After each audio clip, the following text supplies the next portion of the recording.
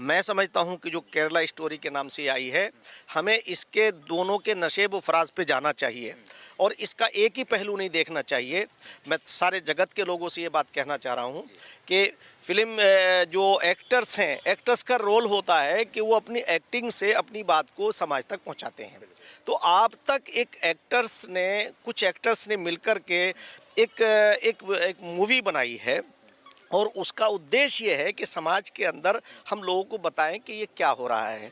तो अगर किसी भी धर्म के मानने वाली हैं, उनका धर्म अलग है, यानी विपरीत, मेरे धर्म के अलावा विपरीत है, मैं क्यों कोशिश करता हूं कि वो मेरे धर्म को ही ग्रहण करें। अल्लाह तो ऐसा नहीं चाहता, ईश्वर तो ऐसा नहीं चाहता। ईश्वर तो हम सबका मालिक है, उसने हमें सबको यकसा तौर से एक ही नरो नारी से पैदा किया है।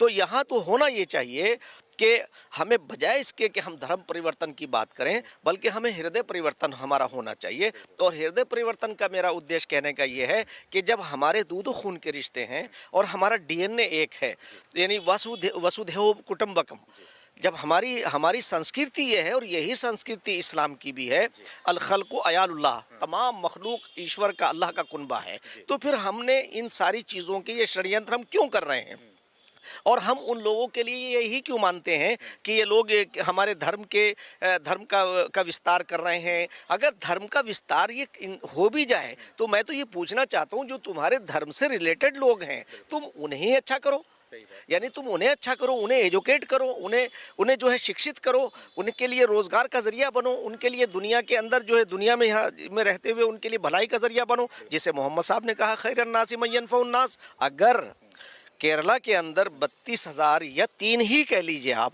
इन तीनों का भी ब्रेन वॉश आपने क्यों किया? उनके साथ भी आपको क्या ज़रूरत थी? और अगर उनकी मर्जी के बगैर हुआ है तो ये तो बिल्कुल घोर आपत्तिजनक चीज़ है। आप अपने अपने धर्म के हिसाब से सोच के देख लीजिए।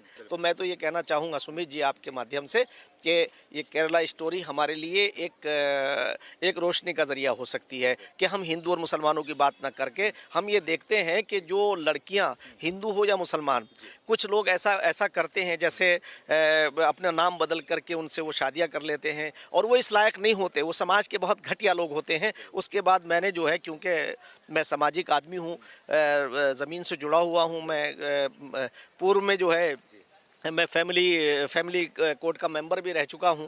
तो मैंने देखा है कि जो अशिक्षित लोग हैं या जो अनपढ़ हैं या जो पढ़ी लिखी लड़कियां भी हैं या लड़के भी हैं, वो जज्बात में आके एक दूसरे से शादियां कर लेती हैं और फिर निभा नहीं पाते और नतीजा फिर उनका मर्डर तक आता है। जैसे अभी एक, हालांकि उसका धर्म तो वो पारसी था तो इंसान, वो जिसका आफ्ताब नाम है, मैं आपको क्लियर करूँ कि वो मुस्लिम नहीं था, वो पारसी था, आफ्ताब नाम का, क्योंकि कुछ नाम ऐसे हैं कि जो अलग अलग कॉमन रखे जाते हैं।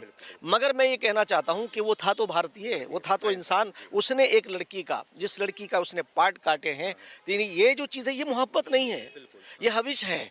ये मोहब्बत अगर होती तो ऐसा नहीं होता। इसी तरह से अन्य बहुत सारे लोग जो आपके सामने नहीं आ रहे हैं, जो आपकी मीडिया से भी छुपे हुए हैं, ऐसे रोज़ाना जो है वो अभी मैं देखता हूँ कि एक लड़का और लड़की ने, दोनों ने शादी की, उसने कुछ आपस में अनबन हुई, उसने उसे काट डाला, उसे छोड़ दिए, उसके बच्चे, यानी उठा के देखिए आप, मैंने मीडिया के माध्यम से, ये सोशल मीडिया के माध्यम से जो है हमें ये सारी चीज़ें मिलती हैं। तो इसलिए हमें एक ऐसा समाज बनाना चाहिए जहां हम बजाय इसके कि हम धर्म परिवर्तन की बात करके उनका ब्रेन वॉश करके या उन्हें हम सपोर्ट करें, बिल्कुल सपोर्ट नहीं करना चाहिए। इसलिए नहीं करना चाहिए कि हमारे नफ़े और नुकसान एक हैं। मैं फिर मोहम्मद साहब की बात से, उनके कथन से इस बात को समाप्त करूंगा कि उन्होंने कहा कि कुल्लुकुम बनी आदम व आदम मिन तुराब, तुम सब आदम की औलाद हो और आदम मिट्टी से पैदा किए गए हैं। यानी हम मनुष्य से मनुष्य कहलाए हैं और आदम से आदमी कहलाए हैं। और यही सीख जो है हमें पुरुषोत्तम मर्यादा श्री राम से मिलती है और यही सीख हमें श्री कृष्ण से मिलती है। बल्कि श्री कृष्ण जी का तो एक वाक़या इतना मशहूर है कि जिस वक्त अर्जुन और